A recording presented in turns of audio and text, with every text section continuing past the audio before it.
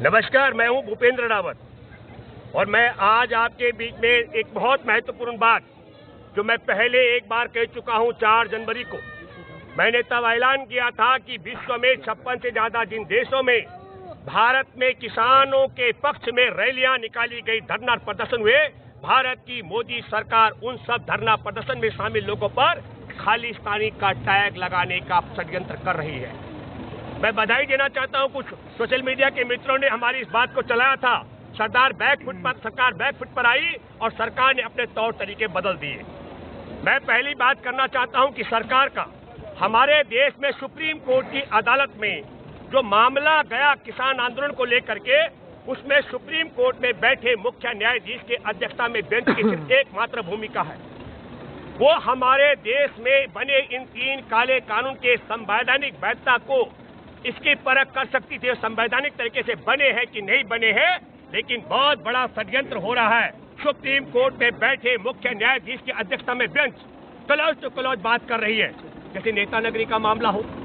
Close to close हमारी बात सरकार के साथ हो रही है।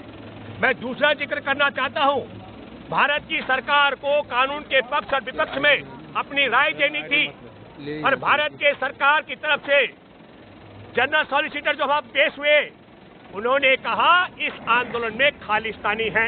ये दूसरी बात मैं आपको बताना चाहता हूं, आंदोलन में खालिस्तानी है, खालिस्तानी की मांग करने वाला लोग कोई है, इसका रिपोर्ट देने का काम भारत की पुलिस का है, दिल्ली पुलिस का, हरियाणा पुलिस का, उत्तर प्रदेश की पुलिस का है।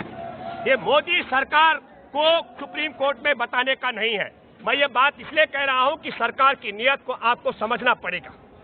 और फिर तीसरी बात मैं आपको कहना चाहता हूं, जब हमारे देश में किसान आंदोलन पूरे पीक पर है, भारत के किसान हिंदू हो, मुसलमान, सिख, ईसाई, बौद्ध, जैन, पारसी और नास्तिक सारे के सारे एक स्वर में आवाज बुलंद कर रहे हैं, हम किसी भी कीमत में ये 3 काले कानून जो हमारे खेत खलियान और खाद्यान्न को बहुराष्ट्रीय कंपनियों के गिरवी रखने का षड्यंत्र है, ये काला कानून हमको मंजूर नहीं है। और दूसरी मांग कर रहे हैं कि हमारे देश में न्यूनतम समर्थन मूल्य पर खरीद की गारंटी का कानून न बनने के कारण पिछले 10 वर्ष में जो 45 लाख करोड़ का नुकसान हमारे देश के किसानों को हमको भुगतना पड़ा, उस कानून के बगैर हम किसी भी कीमत पर मानने के लिए तैयार नहीं हैं। और तब ऐसे दौर में सुप्रीम कोर्ट में मोदी सरकार का भारत के किसानों को खालिस्तानी बताना और उत्तर प्रदेश में योगी राज में सुप्रीम कोर्ट के आदेश पर बन रहे राम मंदिर के लिए चंदे के नाम पर हो रही गुंडागर्दी पर आंख मूंछ करके बैठना, इस पूरी क्रोनोलॉजी को आपको समझना पड़ेगा।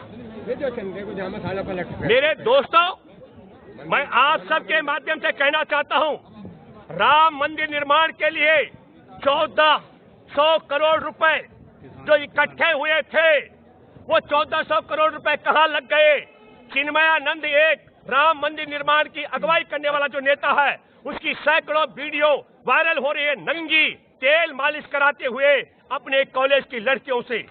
तो क्या राम मंदिर के नाम पर जो चंदा इकट्ठा हुआ था, वो सब विश्व हिंदू परिषद और भारतीय जनता पार्टी के नेताओं ने तेल मालिश करवाकर खत्म करवा दिया क्या? वो चंदा कहां गया?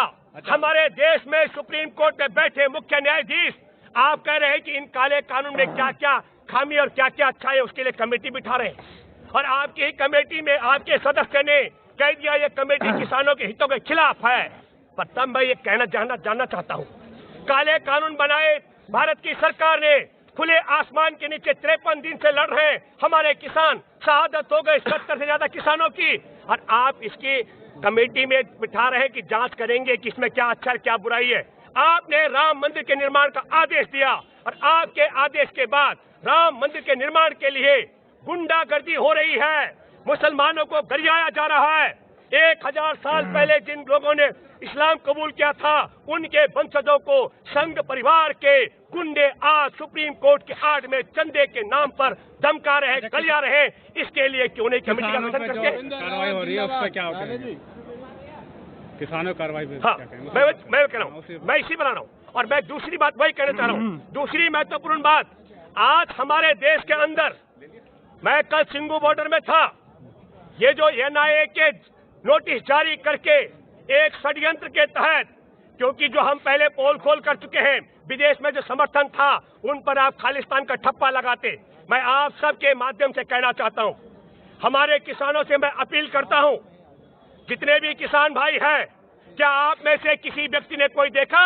हमारे किसान मांग कर रहे हैं देश में 3 कृषि काले कानून को वापस लिया जाए और न्यूनतम समर्थन मूल्य की गारंटी का कानून बनाया जाए। नरेंद्र मोदी, यदि तुम सच में चाय वाले की औलाद हो तो बताओ यहाँ पर आज तक वो कौन है जिसने खालिस्तान की मांग की हो? आप हमें बताइए कि वो कौन है जिसने पाकिस्तान प्रस्त की बात की हो? आप हमें बताइए वो कौन शख्स है जिसने चीन की बात की हो? हम ये कहना चाह रहे हैं योजनाबद्ध तरीके से। और मैं तीसरी बात भी कहना चाहता हूं, एक और षड्यंत्र कर रहा है सुप्रीम कोर्ट।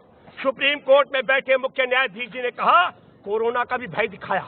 मैं आपके माध्यम से एक बात और कहना चाहता हूं, जब कोरोना का कोई लक्षण देश में नहीं था, तब जवाहरलाल नेहरू विश्वविद्यालय में जिन आतंकियों ने हमला किया था मास्क लगा करके, हमें भय है कि षड्यंत्र के तहत सुप्रीम कोर्ट में बैठे मुख्य न्यायाधीश ने एक और बात की ताकि अमली जामा पहनाया जा सके। कहा कि इसमें से वृद्धों को घर भेजा जाए, महिलाओं को घर भेज दें, बच्चियों को घर भेज दें, ताकि संघ के आतंकी आकर के मास्क लगा करके, वेश बदल करके, आतंकी वारदात करके, जो गांधी के मार्ग पर चलते हुए और शहीद आजम भगत सिंह अशफाकुल्लाह खां की तरह त्याग देने का जो जज्बा लिए हुए हमारे किसान 3 काले कानून को हटाने के लिए और न्यूनतम समर्थन मूल्य की गारंटी पर कानून बनाने के लिए विश्व का सबसे बड़ा निडर, साथी, लोकतांत्रिक अहिंसक कानून आंदोलन पिछले 53 दिन से चला रहे हैं। ये अनवरत तब तक चलता रहेगा जब तक 3 काले कानून वापस नहीं होते।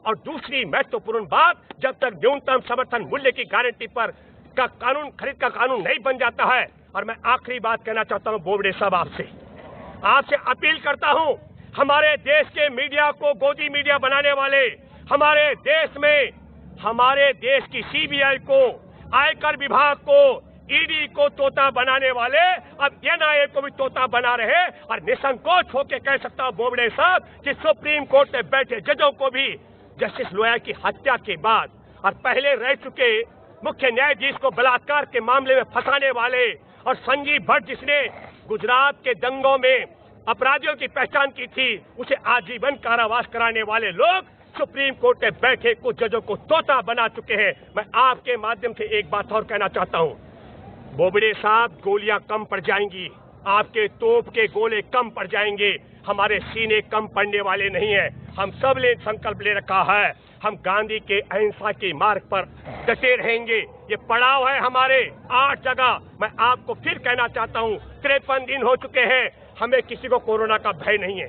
कोई हम लोग, मैं आपको बताता हूँ, न यहाँ मास्क, न कोरोना का डर है, न मास्क जरूरी, न शारीरिक दूरी, पर हम सब लोग बैठे 53 दिन से खुले आसमान के नीचे काले कानून को हटाने के लिए। ये हमारी है मजबूरी। और नया कानून, न्यूनतम समर्थन मूल्य की गारंटी का कानून बनाने के लिए, इसलिए मैं आपसे अपील करता हूं, आप ये सब दाएं बाएं मत करें, ये तोता बनाने की प्रक्रिया बंद करें। और सुप्रीम कोर्ट से मैं आग्रह करता हूं, ये तोता बनाकर हमारे आंदोलन को कमजोर करने का जो षड्यंत्र कर रही है, मोदी सरकार की ताकत नहीं है। हमारे देश के किसान आंदोलन में जो लोग लंगर की व्यवस्था करें, सेवा कर रहे हैं, जो किसान बीच में डटे हुए हैं,